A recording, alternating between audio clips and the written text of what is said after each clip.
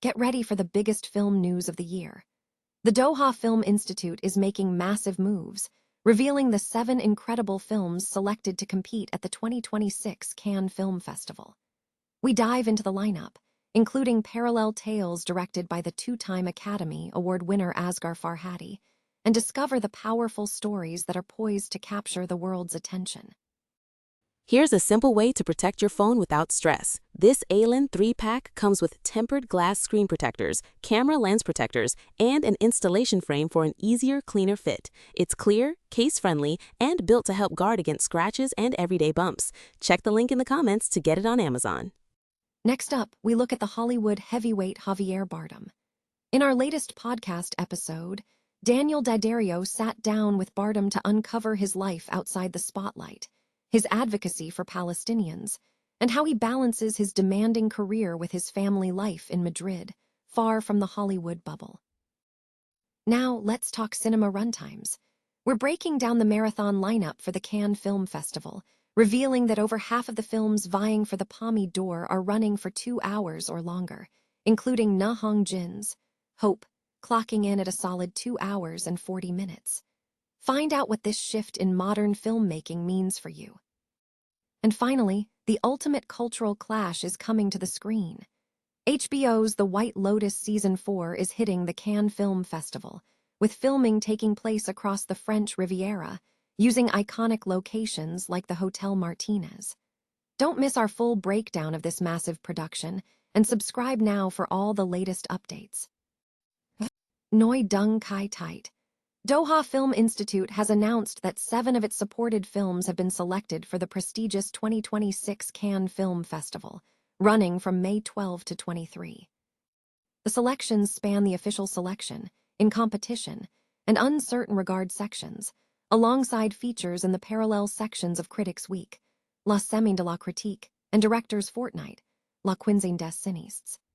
And Fatma Hassan Al-Ramehi, Chief Executive Officer of the Doha Film Institute, DFI, stated that the recognition underscores the importance of courageous and authentic storytelling in the current climate.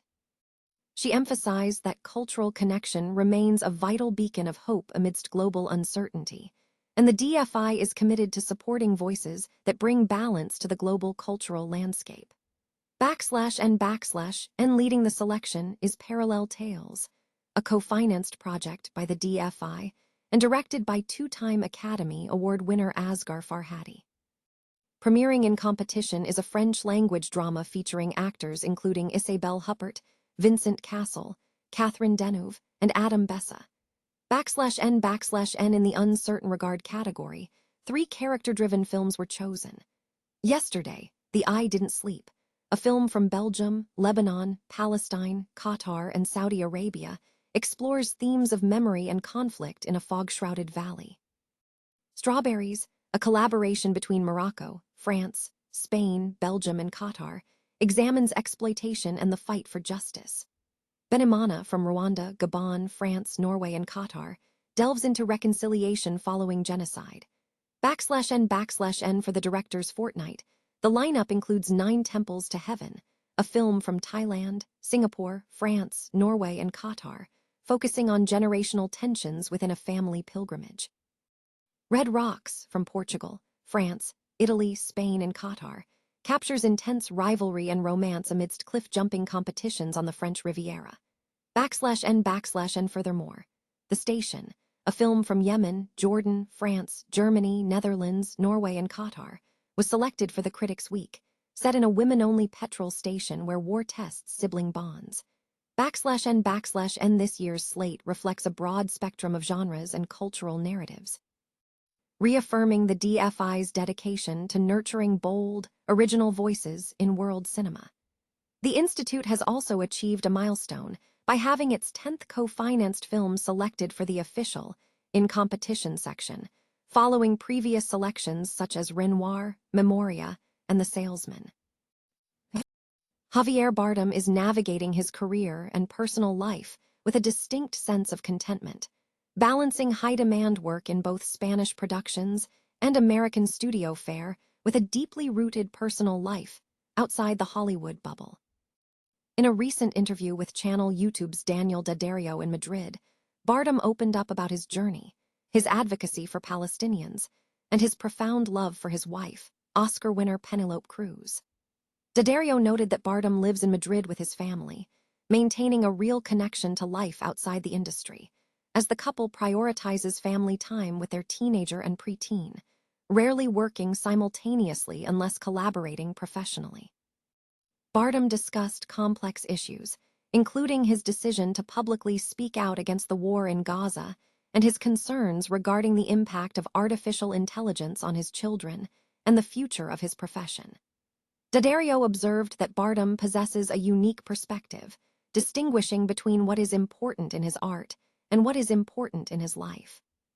He believes Bardem understands the nature of the industry, viewing the career not as the ultimate focus, which allows him to be an effective advocate for the causes he supports. Hong-jin's film, Hope, has an official runtime of 2 hours and 40 minutes, marking it as a significant entry in the competitive landscape of the Cannes Film Festival 2026 schedule. The film, shot in early 2023 and undergoing extensive editing, is currently vying for the Palme d'Or. The score for Hope is by Michael Abels, known for his work on films like Get Out and Us. This selection follows the trajectory of Hong-jin's recent work, including his quietly influential supernatural procedural, The Wailing, which played out of competition at Cannes last year. The 2026 Cannes lineup reveals a trend toward longer cinematic experiences. 14 of the 22 films competing for the Palme d'Or are set to run over 2 hours, with the longest contender being Ryusuke Hamaguchi's All of a Sudden, at 3 hours and 16 minutes. Other notable contenders include De Gaulle at 2 hours and 40 minutes. This shift toward extended runtimes is part of a broader industry evolution.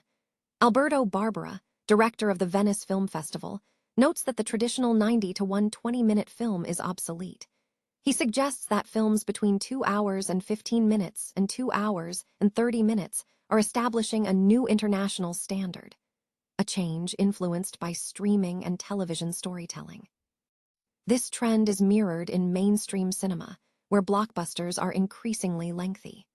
Films like Martin Scorsese's Killers of the Flower Moon, 3 hours and 26 minutes, and Christopher Nolan's Oppenheimer, 3 hours, have proven audiences' willingness to engage with extended narratives.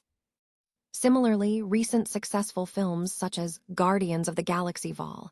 3, 2 hours and 29 minutes, and Dune, Part 2, 166 minutes, demonstrate that lengthy films can achieve significant commercial success.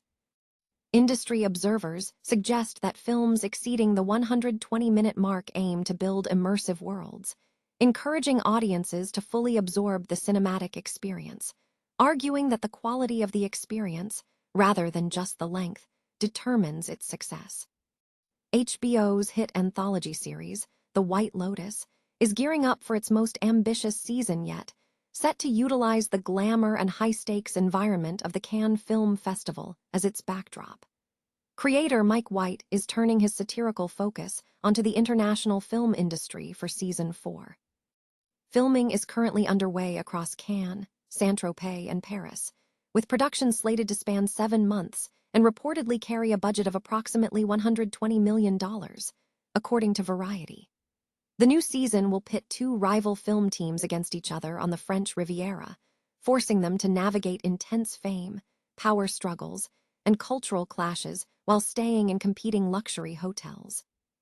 The production is leveraging iconic French luxury properties, including the Château de la Messardière in Saint-Tropez, which is reportedly being transformed into the fictional White Lotus du Capa, alongside the legendary Hotel Martinez in Cannes and the Hotel Lutetia in Paris. Producer David Bernad highlighted the Cannes Film Festival as the beating heart of the season, noting that the setting perfectly allowed the writers to explore themes of celebrity, influence, and social hierarchy within a major cultural event. Bernad emphasized the exploration of who commands attention and how that power shapes interpersonal dynamics. Following the festival, The production is planned to recreate its own version of Cannes using the Palais des Festivals and surrounding Croisette areas once tourist crowds have dispersed. The cast is shaping up with French actor Vincent Cassel reportedly joining as the hotel manager, alongside Nadia Taraskiewicz and Laura Smet. The roster also includes international stars such as Steve Coogan, Kumail Nanjiani, Sandra Bernhard, and Rosie Perez. Helena Bonham Carter was reportedly involved early on but departed over creative differences, with Laura Dern taking on a new role.